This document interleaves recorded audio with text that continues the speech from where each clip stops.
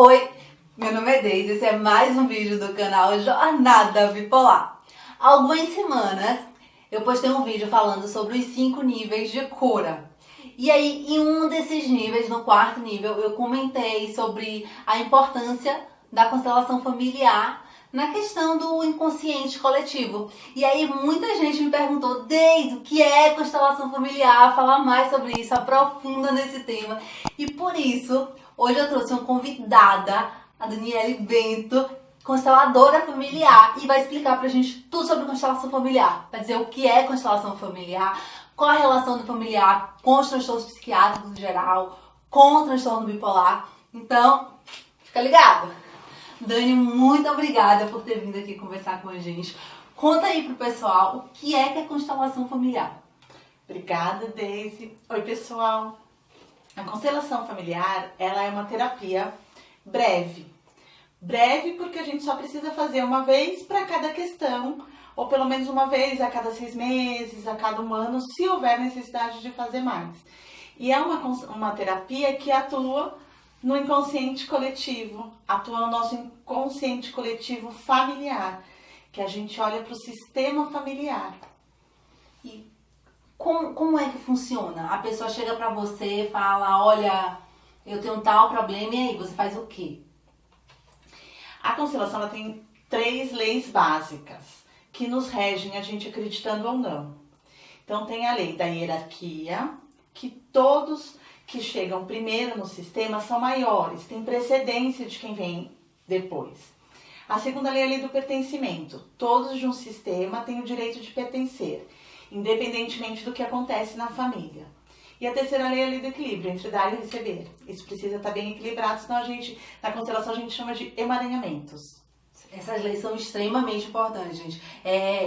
Vamos explicar melhor pro pessoal aí cada uma delas, porque mesmo se você não fizer constelação familiar, se você observar essas leis, já consegue fazer alguma transformação na vida.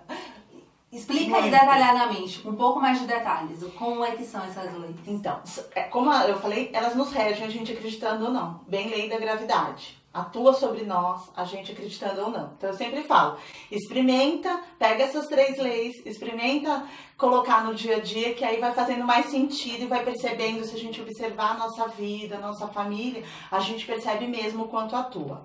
Então, por exemplo, na lei da hierarquia, nossos pais são maiores que nós. Então, conforme nós vamos crescendo, a gente fala, a gente vai cuidar dos nossos pais. Quando a gente fica mais velho, os pais viram crianças. Não! Mas não funciona desse jeito? Não! A gente não cuida dos pais. Quem cuida é pai e mãe. Filho não cuida de pai. Eu gosto de falar que a gente presta manutenção. A gente está à disposição caso eles precisem de ajuda. Mas não que a gente tenha que fazer alguma coisa. E a gente coloca essa lei em desequilíbrio quando eu acho que a minha mãe ou meu pai tem que fazer isso. Às vezes nossos pais envelhecem, a gente acha que eles têm que mudar de casa. E a gente nem pergunta para eles se eles querem mudar de casa. A gente já impõe, principalmente às vezes filhos que têm condição financeira melhor e os pais não têm. Às vezes já acham que pode mandar nos pais. E isso, eu falo, a gente escorrega do lugar de filho e se coloca no lugar de pai, de maior. E essa escorregada causa um desequilíbrio grande, porque aí a gente pode ter problemas de relacionamento, a gente pode ter algum sintoma. Para a constelação, sintoma pode ser uma doença, pode ser um problema de relacionamento, pode ser um problema financeiro. Essa na lei da hierarquia. Então, ou às vezes também, nossos pais não tiveram conhecimento. E aí eu fui lá e estudei em Harvard, aí eu acho que eu sei mais que meu pai e que minha mãe. Não. Na constelação a gente olha a sabedoria, a gente não olha só o conhecimento. Também tem como aplicar nas empresas, nas organizações. E aí cada parte tem essas 3 leis também atuam. Então aí a gente tem que cada vez mais se colocar no lugar. Quando eu me permito me colocar no meu lugar, eu também permito que você se coloque no seu. Se a gente participa do mesmo sistema familiar. E o que é um sistema? 2 pessoas com o mesmo objetivo já é um sistema. A gente já forma um inconsciente coletivo da dupla, da pessoa. Interessante, então isso não vale só para a família. Não. A constelação familiar a gente atua na família. Na verdade, a constelação sistêmica. E pode ser familiar, empresarial. A gente atua no judiciário, na pedagogia. Então, ela se aplica a todas as áreas da vida. Então, a primeira lei é a lei da hierarquia. A segunda lei, Dani? Pertencimento. Todos têm direito de pertencer. Então, nós participamos de um sistema. Vamos supor que nós trabalhamos em algum lugar que tem 4 pessoas. Então, nós 2 pertencemos e as outras 2 pessoas também. Se por algum momento, vamos supor que somos todos sócios, vamos dar um exemplo. Todos sócios. E a gente não gosta muito de uma pessoa. A gente exclui ela do nosso coração, parece que a gente não inclui ela nos processos, nas questões da empresa, por exemplo. A gente está excluindo. Só que ela é sócia, ela tem o direito de pertencer. Na família, pessoas que tinham antigamente, qualquer pessoa que tinha um problema psiquiátrico ou problema físico, qualquer doença que se apresentava antigamente, a família excluía. Não deixava ser apresentada para a sociedade, escondia, mandava para uma fazenda, algum parente distante, para que as pessoas daquela sociedade não vissem os filhos com alguma questão. Isso é uma exclusão. E aquela pessoa que tem aquele sintoma, ela só está querendo fazer o quê? Trazer a luz, trazer consciência para todo o sistema de que tem alguma coisa em desordem, que a gente pode colocar em ordem. Então, tudo se apresenta para que isso seja mostrado, para que haja cura no sistema. Então, todos têm o direito de pertencer. A gente gosta ou não, todos pertencem. E essa questão do pertencimento, a gente tem que observar também os abortos, né? Não tem isso? Sim. Um aborto que não é reconhecido, bagunça, né? Muito bom você falar. Por quê? Quando tem a questão do aborto, a gente tem 2 leis que são interrompidas. A lei da hierarquia. Se eu sou o aborto e você é a primeira filha, todo mundo acha que só você é a primeira filha. Só que eu fui abortada e eu nasci primeiro. Ou fui fecundada primeiro. De repente, o aborto foi bem curtinho, assim, durou 1 mês, por exemplo, e foi um aborto espontâneo, não importa para a constelação. Eu sou a primeira filha, você é a segunda filha. Então, a gente desrespeita a lei da hierarquia, onde eu sou maior do que você, e a lei do pertencimento, porque me exclui. Então, se eu sou um aborto, eu sou excluída. Isso também gera um emaranhamento no sistema, e a pessoa pode se identificar com esse aborto e se sentir sem vida, porque está conectada, porque sente muita falta daquele irmão que nasceu. Porque a gente sempre fala, a alma, e sem aqui conotação religiosa, a alma sempre sabe. Então, a alma de quem tem um irmão abortado, geralmente, quando é trazido na constelação, traz muito alívio. Ou, às vezes, a gente fala umas falas de cura, e essas falas traz muito sentido para a pessoa. A pessoa fala, nossa, eu sentia realmente muita falta do meu irmão, como pode? Eu nem sabia que existia. Mas traz um alívio mesmo para o coração. Então, já teve a hierarquia, o pertencimento e a terceira lei. Entre dar e receber. Lei da compensação. Então, eu te dou uma coisa, você me dá outra. Numa relação de amizade, a gente faz uma coisa legal, bate um papo, aí depois você me escuta, e eu te escuto, você me escuta, e a gente tem uma relação saudável. E então, a gente dá e recebe, na mesma medida, e a relação cresce. E isso serve na família para as relações de mesmo nível. Quando é pai e mãe nos deram a vida. Não existe nada maior do que a vida. Então não tem como nada que a gente faça para os pais é suficiente para retribuir a vida. Nada. Então não tem o que a gente faça que equilibre isso. Então nesse caso não requer aqui essa compensação. Já mestres, professores, também não. Se aplica também a mesma lei de pai e mãe. Mas já nas outras relações, que a gente fala bastante, são os relacionamentos saudáveis. É quando a gente te entrega e espera o outro também entregar o quanto ele pode.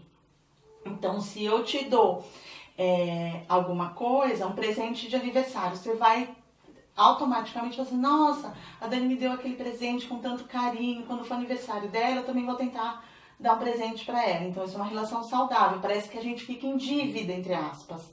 Mas é só essa lei da compensação, é aquela coisa de retribuição mesmo, porque a gente chama de amor mais. Então, eu amo um pouquinho mais. Aí você também amou um pouquinho mais. E assim, a relação fica saudável. Essa lei chama muito minha atenção, porque tem gente que acha assim, nossa, mas eu sou tão boazinha, eu me dou tanto, eu faço tudo pelas pessoas. E tipo, não necessariamente são uma coisa boa, porque uma pessoa que faz, que age dessa forma, tá violando uma lei, né? Tá. Ela não tá permitindo que a outra pessoa também doe. Exatamente. Então, assim, se eu dou muito, não, deixa que eu faço tudo por você. Não, pode deixar que eu cuido, pode deixar que eu faço. Eu pago tudo, imagina, não se preocupa. Eu tô fazendo. Eu entro numa distância muito grande e eu não esperei você retribuir, então eu tiro sua força. E eu acho que você é incapaz, então eu faço tudo por você. Então, eu vou indo. Só que, na verdade, eu acho que eu sou boazinha, eu acho que eu faço tudo sem esperar nada em troca. Mas no fundo, um obrigado todo mundo espera. Ok? Um obrigado. Eu sempre gosto de exemplificar. Às vezes a gente para na faixa de pedestre, pro pedestre passar. E às vezes a gente para com um monte de gente atrás que buzina e fica bravo. E antes, foi aí que me deu um insight. Assim, eu falei, olha, realmente a gente espera mesmo pelo menos um obrigado. E a gente espera que o pedestre pelo menos faça assim com a cabeça, não é? Eu sempre espero. Então, e aí eu pensei, falei assim, nossa, realmente eu espero um gesto. Não, é obrigação. A gente tem, teoricamente, a gente deveria fazer sem realmente esperar nada em troca. Só que nós somos seres humanos e também fomos criados dessa forma, ok, tudo certo. Só que se eu faço e nunca recebo nada em troca, nenhum obrigado, eu me sinto emaranhada, eu me sinto prejudicada, eu me sinto, nossa, eu fiz tanto por ela, parece que existe uma ingratidão do outro lado. E não, só existe assim, eu fiz demais, não esperei a pessoa ter a força suficiente para também retribuir.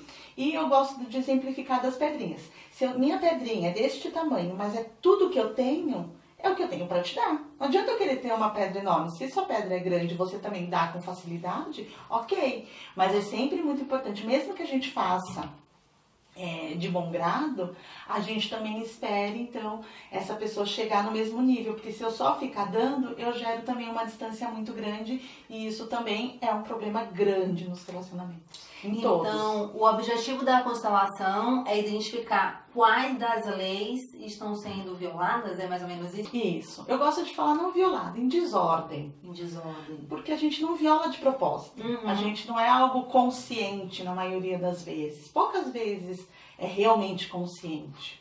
E como é que o constelador faz para descobrir o que é que está em desordem? A gente monta a constelação, seja com bonecos individualmente ou no grupo com pessoas. Então a gente monta, a pessoa traz a questão que a gente fala.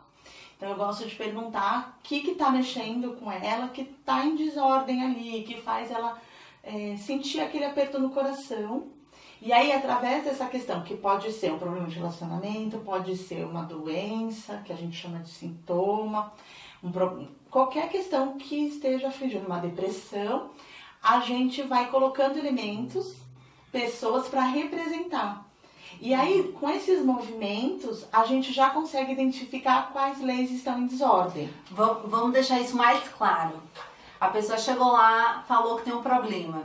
Aí a pessoa vai escolher uma pessoas da plateia para poder representar ela, representar o sintoma. Isso a pessoa que levou a questão que vai escolher, não é você que escolhe, correto? Não. Tem consteladores que escolhem, aí vai de cada constelador. Eu gosto que a pessoa escolha, porque aí é a sua energia com a pessoa que você está escolhendo. Então isso para mim faz mais sentido. Então eu peço para você escolher alguém para te representar, alguém para representar a sua questão, o seu sintoma, alguém para representar seu pai, alguém para representar, por exemplo, o abandono. E aí a gente vai colocando os elementos para que isso fique claro. E aí, no caso do grupo, a pessoa que traz a questão fica de fora, vendo a vida dela, um novo ponto de vista. Nos bonequinhos, ela é parte atuante, então ela se coloca no lugar dela, ela se coloca no lugar do pai, ela se coloca no lugar do sintoma, aí é um pouquinho diferente. É ela que vai sentir, com os bonequinhos, é ela que vai sentindo. Isso. Ela e o tal coisa. Isso. E ela que mexe, ela que faz tudo. Isso. Ela e as percepções do constelador. Essa parte eu acho que é a mais difícil, assim, para as pessoas entenderem. Para quem nunca viu uma constelação, é algo muito abstrato, porque assim, fala representar, mas não é a pessoa que tira da cabeça dela e sai falando. como é que você consegue explicar isso? Vem de dentro? Como é que se explica isso? O que é que acontece numa constelação? São as percepções do corpo. Na constelação, ela é baseada em algumas teorias da ciência. Uma delas é o campo morfogenético. O campo morfogenético, os pássaros, quando tem uma revoada de pássaros, eles batem um no outro? Não, eles voam certinho. Cada um tem o seu lugar. Cada um pertence àquela revoada. Então, cada um tem o seu papel, onde faz cada função, além do equilíbrio. Então, são informações que o Rupert Sheldrake identificou que também, além de atuar na natureza, atua em nós, seres humanos. Então, a gente tem uma informação ali, cada um sabe o seu lugar. Essa informação, quando eu falo para você que você vai me representar, você acessa essa informação. E aí você começa a ter sintomas no seu corpo, pensamentos, sentimentos que você fala, não é da Daisy. E aí você vai expressando, eu vou conduzindo, eu vou perguntando, eu brinco, eu vou cutucando. E aí as percepções vão sendo faladas, vão sendo expressas, às vezes em palavras, às vezes em movimento. Então a pessoa sai de um lugar, vai para o outro, vai para perto de alguém, vai para longe de alguém. E a constelação ela é mais fácil ser sentida quando a gente vê, quando a gente participa, do que explicar, porque é difícil mensurar o sentir. Então eu gosto de alguém, tá bom, o quanto gosto, é difícil mensurar isso. E a constelação é mais ou menos isso, é difícil de mensurar tudo que é sentido, porque é mais fácil sentir do que falar, né? É verdade. É aquele tipo de coisa que a gente tem que viver, tem que participar. Recentemente eu participei com a Dani, foi a primeira vez que eu fui representante em uma constelação. Eu já tinha constelado, só que eu fiquei de fora observando minha vida, observando o que estava acontecendo. E eu vi assim, gente, a menina que me representava, eu que escolhi, eu não falei pra ela que ela ia me representar, eu simplesmente escolhi alguém da plateia, coloquei no lugar e manifestei minha intenção. Eu não contei pra ela, ela não me conhecia. E ela agia do mesmo jeito que eu. Eu me vi ali, sabe? Até meu jeito de falar, meu jeito de se movimentar. E a menina fazia... Eu olhava pra ela e pensei, caramba, sou eu ali. E já foi super incrível. E aí, recentemente, eu fiz com a Dani e eu representei. Me escolheram pra poder representar. E, tipo, eu não sei de onde é que vem, gente, mas você fica lá e você vai sentindo as coisas. Ah, eu tô com vontade de sentar. Ah, eu quero sair daqui. Ah, essa pessoa me incomoda. Ah, eu tô sentindo raiva agora. A gente simplesmente vai sentindo as coisas. Não sei dizer de onde é que vem, mas a gente vai sentindo. Então, assim, eu acredito que não... Por mais que a gente explique, por mais que a gente fale aqui, no máximo, quem nunca viu vai conseguir ter uma noção. No dia que participar de uma constelação, aí vai conseguir saber de fato o que é uma constelação familiar. Eu acho que é mais ou menos por aqui, né? Vai alinhar a mente com o coração. Agora eu entendo e agora eu sei, eu sinto o que é. Faz sentido pra mim, porque às vezes a gente sabe mentalmente, mas não faz tanto sentido. Aí encaixa quando a gente vivencia uma constelação, encaixa mais. Dani, em relação aos transtornos psiquiátricos, você já constelou alguém que levou pra você uma questão desse tipo? Alguém com transtorno bipolar ou com depressão? Já tive com transtorno bipolar, não, mas com depressão e alguns outros sintomas, sim. E o que a gente vê, que a constelação a gente estuda muito, porque cada constelação é única. Então, Bert Hellinger, que é o criador da técnica, que fala que quem identificou todas essas leis que atuam sobre nós, ele faz, a gente percebe esse fenômeno, então a gente observa muito. Então, tem alguns padrões que repetem na nossa família. E esses padrões que atuam também sobre nós inconscientemente, a gente percebe que em alguns casos é sempre pro lado materno, é sempre pro lado paterno. No caso de transtornos psicológicos, se aplica também pro transtorno bipolar, é algum fato, algum trauma que aconteceu na família. Então, lá atrás, geralmente se observou que a maioria das pessoas que tinham depressão ou transtorno bipolar, qualquer transtorno mental, tinha a ver com assassinatos. Então, lá atrás, houve um assassinato. E aí, por que tem essa bipolaridade? Porque quem tem esse sintoma está tanto ligado com quem matou e com a vítima. Então, tem essa identificação com vítima e agressor. Então, por isso que tem essa oscilação. Então, se eu ora eu tô identificada com o agressor. Então, às vezes eu tô mais ansiosa, mais agitada. Ora eu tô conectada mais com a vítima. Então, eu entro em depressão, fico mais triste, mais introspectiva. Então, por isso que tem essa oscilação. Então, isso seria um assassinato dentro da própria família. Isso. Antepassados da gente, os dois da família, e alguém matou alguém aí e deu essa... Isso, pode ser alguém, tanto vítima e agressor no mesmo sistema, como às vezes o meu pai, um exemplo, matou alguém de outro sistema. A partir do momento que há isso, a outra pessoa, a vítima, também passa a ser parte do nosso sistema, porque a gente fez alguém sofrer. Então também tem essa conexão. E aí, você vê, a pessoa fica no sintoma do agressor, no sintoma da vítima, são duas consciências. Só que ela também tem a consciência dela, a consciência do ser. E essas três consciências não estão conciliadas, muito menos vítima e agressor. Então, e antigamente, que sistema, que família que não teve alguém que matou e alguém que morreu? Se a gente for pegar gerações bem lá atrás, né? Alguém foi soldado, alguém fugiu de algum lugar, a gente não sabe, né? Nossa história mostra que realmente acho que a maioria teve, né? E como é que resolve isso? Quando for fazendo, as pessoas vão representando, aí vai surgir lá na constelação que alguém matou alguém. Isso. E aí? Né? Não necessariamente pode surgir exatamente o assassinato. Mas aí o que nós fazemos? Trazemos falas de solução, que é isso que a constelação faz. Ela traz uma nova solução, uma possibilidade de solução, uma compreensão. Então a gente coloca um exemplo. Aí depende do que cada pessoa traz. Mas um exemplo, por exemplo, no caso de transtorno bipolar. Então a gente pode colocar a consciência do agressor, a consciência da vítima, você para representar você mesma, por exemplo. E aí os antepassados. E o ideal, que seria de harmonia, é que a vítima aceite o que aconteceu na família dela. Porque, independentemente da dor que aconteceu naquilo, geraram vidas. Nós chegamos até aqui com todas as dores dos nossos antepassados e com todas as alegrias.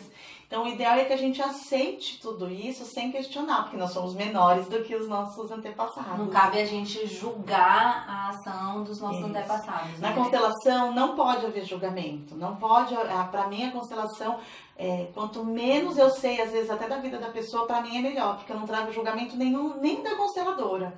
Eu permito que tudo se manifeste ali naquele momento com as informações que a pessoa traz, porque aí eu acesso mais o campo da pessoa, que a gente chama, que é o campo morfogenético, aquela informação que eu falei. Então, a gente vai tentando trazer falas para que todos do sistema, todos que estão ali representando, tenham harmonia, tenham leveza. Então, a gente vai tentar, na medida do possível, nem sempre a constelação termina lindamente, mas na medida do possível trazer falas para que a vítima compreenda que o agressor fez o que tinha que fazer com a consciência que ele tinha naquele momento. E uma coisa legal de falar, que a gente fala de boa e má consciência. O que é boa e má consciência? Se eu participo de um sistema na minha família onde todos são assassinos, a minha boa consciência diz que eu tenho que ser assassina, para fazer parte, para me sentir pertencente ao meu sistema. Essa é a boa consciência. E com a constelação consegue dar uma mexidinha de fazer isso? Porque aí a gente... a má consciência é quando eu quero romper esse padrão. Então, por exemplo, o caso da bipolaridade, a gente vem com o sintoma para quebrar isso. Então, você prefere vir com a doença, esquizofrenia, epilepsia. A pessoa prefere vir com o sintoma do que cometer o assassinato, na maioria das vezes. Então, eu aceito a doença para o meu sistema ver que ainda tem que ter uma cura, que a gente realmente está emaranhado, só que a gente precisa ter uma má consciência para poder romper esse padrão. Então, para eu não ser assassina eu tenho que romper este padrão. E aí eu tenho que ir para a má consciência em relação ao meu sistema. Então pensa, uma família de policiais. E aí eu sou a bandida. Pensa como deve ser difícil para uma bandida não ser igual aos meus familiares. Então, teoricamente, eu deveria ser igual. Só que aí eu venho com esse desequilíbrio para poder mostrar para o meu sistema o outro ponto de vista, o que as pessoas também passam. Dani, antepassados de casos de suicídio entra nessa questão aí ou não? Já não é considerado como isso, de assassinato? Sim, porque o suicídio geralmente, no caso de bipolaridade, também pode haver o suicídio quando a pessoa entra muito em depressão. A depressão pode levar ao suicídio. Então, falta a vida. Houve uma interrupção do amor, uma interrupção da vida. A pessoa tirou a vida. Então, por amor, eu também repito o mesmo padrão. Então, parece que não faz sentido. Então, eu cometo o suicídio para honrar o meu sistema familiar. Entendi. Eu quero morrer porque eu quero salvar. Estou em desordem, porque se eu sou menor, eu não tenho como salvar. Mas aí as pessoas cometem suicídio porque tem essa falta de vida, porque provavelmente alguém na família se suicidou, ou tem também algum trauma, ou tem alguma síndrome, e a pessoa não consegue, falta vida, não veio, as pessoas foram interrompendo a vida delas, e eu me sinto sem vida, eu sinto que eu não tenho valor, e aí vai de cada caso para caso, mas aí a pessoa tem essa necessidade de tirar a vida porque ela não se sente merecedora, ou no caso de aborto. Muitas pessoas, nossa, o meu irmão não pôde viver, eu também não mereço viver. Pessoas que às vezes sofreram acidentes de carro e só uma pessoa sobrevive. Gera uma culpa interna. Tipo, por que eu sobrevivi? Eu não mereço sobreviver. E aí geralmente também pode acontecer o suicídio, porque tem esse desequilíbrio. Então quer dizer que as doenças, de uma forma geral, já têm padrões semelhantes relacionados àquela patologia. É mais ou menos isso que acontece na constelação? É mais ou menos isso. Então o constelador já consegue direto no ponto, porque ele já vai ter uma noção mais ou menos do que está acontecendo naquele sistema, né? Fica mais fácil. A gente tem referências, né? Então, há alguns casos de questão de prosperidade tem a ver com a mãe, questão de dinheiro às vezes tem a ver com o pai. Eu gosto mesmo de montar a constelação e ver aonde está.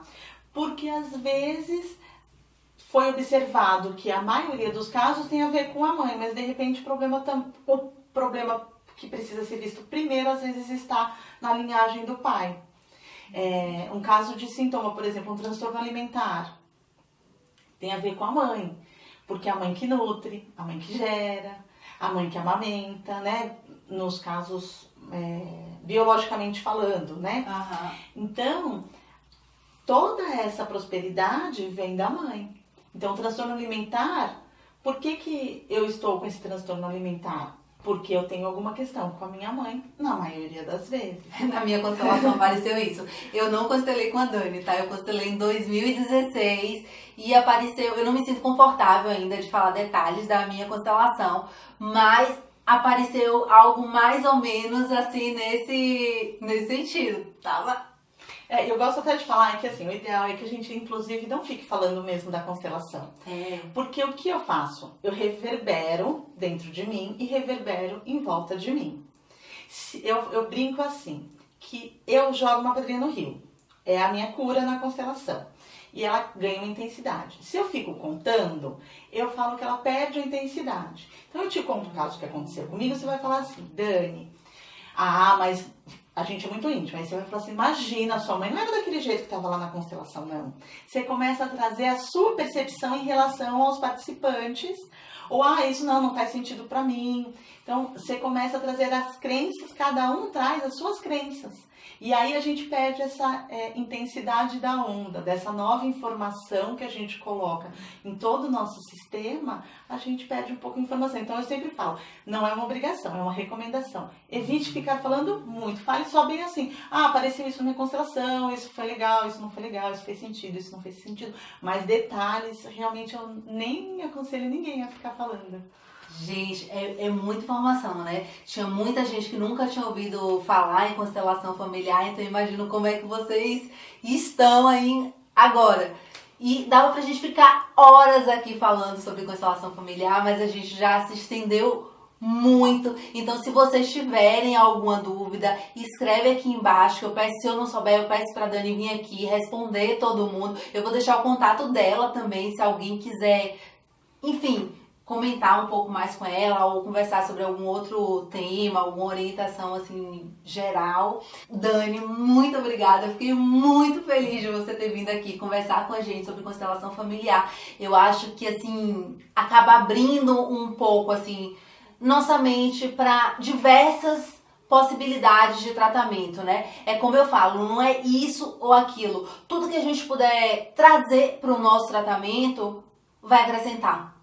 E assim, a gente acaba não sabendo, né? Onde é que tá aquele fator que vai ajudar um pouquinho mais, que vai fazer uma grande diferença pro nosso bem-estar. Então fica aí mais uma terapia para vocês, mais uma possibilidade de tratamento. Dani, mais uma vez, muito obrigada. Eu que agradeço. E aplique as leis, 3 leis: hierarquia, pertencimento e lei de equilíbrio. Isso aí. Tchau, gente. Um beijo e até o próximo vídeo.